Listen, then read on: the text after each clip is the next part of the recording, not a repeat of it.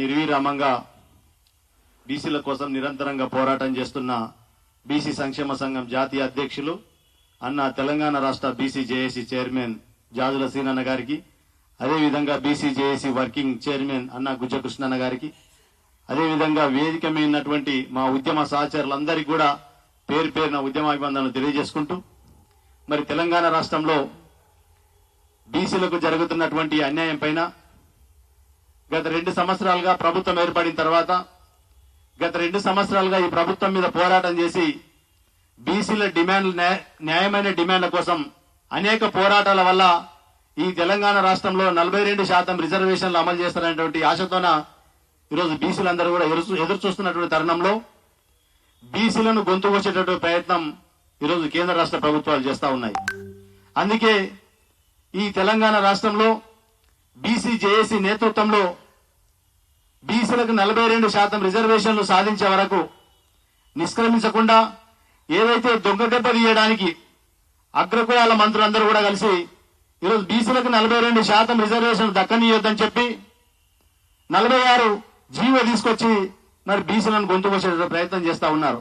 ఈ సందర్భంగా ఈ రాష్ట్రంలో ఉన్నటువంటి కాంగ్రెస్ ప్రభుత్వానికి, మరి దేశంలో కేంద్రంలో ఉన్నటువంటి బీజేపీ ప్రభుత్వానికి బీసీల యొక్క డిమాండ్లు, బీసీల యొక్క అవకాశాలను దెబ్బతీయడమే ఈ 2 పార్టీలు కూడగట్టుకుని నమ్మబలుకొని ఈరోజు బీసీలను మోసం చేస్తా ఉన్నాయి. ఈ సందర్భంగా ఈ రాష్ట్రంలో కాంగ్రెస్ ప్రభుత్వాన్ని మేము డిమాండ్ చేస్తా ఉన్నాం. ఏదైతే నిన్న మీరు ప్రకటించినటువంటి జిల్లాల గెజిట్ నోటిఫికేషన్ ఉందో, మరి 2019 కూడా సేమ్ 22% రిజర్వేషన్లతో ఎన్నికలకు పోయారు. కొన్ని జిల్లాలో 19%, కొన్ని జిల్లాలో 17%, కొన్ని జిల్లాలో 16% పోయినా కానీ 2025కి వచ్చే వరకు మరి 22% అమలు చేసినా కూడా మరి జిల్లాలో కొన్ని మండలాల్లో ఒక్క బీసీ సర్పంచ్ కూడా రిజర్వేషన్ రాలేకపోయింది. అంటే ఎక్కడో ఈ అగ్రకులాలందరూ కూడా కూడబట్టుకొని కులగణన చేసేటప్పటి నుంచే కూడా ఈ రాష్ట్రంలో ఈ అగ్రకులాలు కుట్రలు చేస్తా ఉన్నారు. అప్పుడు జనాభా తగ్గించడం, బీసీల కులాల్లో కూడా దొంగ దెబ్బ తీయాలనేటువంటి తరుణంలో ఆ రోజు బీసీ సంఘాలన్నీ కూడా జాజుల సీనన్న గారి నేతృత్వంలో ఈ రాష్ట్రంలో తీసుకొచ్చినటువంటి కులగాన చేయడానికి తీసుకొచ్చిన జీవోలను ఆ ప్రతులను దగ్ధం చేయడం, మళ్ళీ రాష్ట్ర ప్రభుత్వం కులగాన చేయడం. ఈ సందర్భంగా మేము రాష్ట్రంలోని రాష్ట్ర ప్రభుత్వానికి కేంద్ర ప్రభుత్వం డిమాండ్ చేస్తా ఉన్నాం. బీసీలకు ఏదైతే 9వ జీవో తీసుకొచ్చి 42% రిజర్వేషన్లు అమలు చేస్తామని చెప్పి ఆ రోజు ఆశలతోన మరి అనేకమైన స్థానాల్లో ఈ రోజు బీసీలు పోటీ చేయడానికి ఉత్సవం చూపినటువంటి తరుణంలో మరి నిన్న 46 జీవో తీసుకొచ్చి గెజిట్ విడుదల చేస్తే ఈరోజు బీసీలంతా కూడా గ్రామాల్లో అబాసుపాలు అయికుంటూ, ఎందుకంటే అగ్రకులాలు చేసినటువంటి కుట్రలు చూస్తూ ఈరోజు బీసీలు చైతన్యం అవుతా ఉన్నారు. వచ్చే ఎన్నికల్లో, స్థానిక సంస్థల ఎన్నికల్లో బీసీలందరూ కూడా కాంగ్రెస్ ప్రభుత్వానికి కర్రు కాల్చి వాత పెట్టేటువంటి అవకాశం ఏర్పడింది.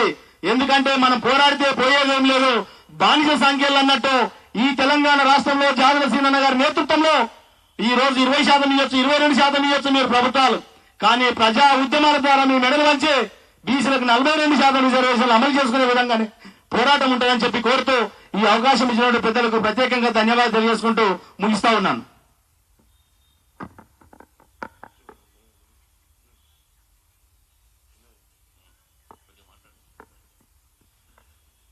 మనకు జరుగుతున్న అన్యాయాల గురించి మన పెద్దలందరూ చక్కగా వివరించారు.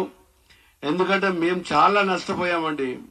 మరి కేంద్ర ప్రభుత్వము, మరి నరేంద్ర మోడీ గారు ఒక బీసీ ప్రధానమంత్రి అయినాక మా బీసీ సమస్యలన్నీ సాల్వ్ అవుతాయి, మాకందరికి చట్టసభలో కానీ స్థానిక సంస్థలు కానీ రిజర్వేషన్ పెంచి మా జీవితం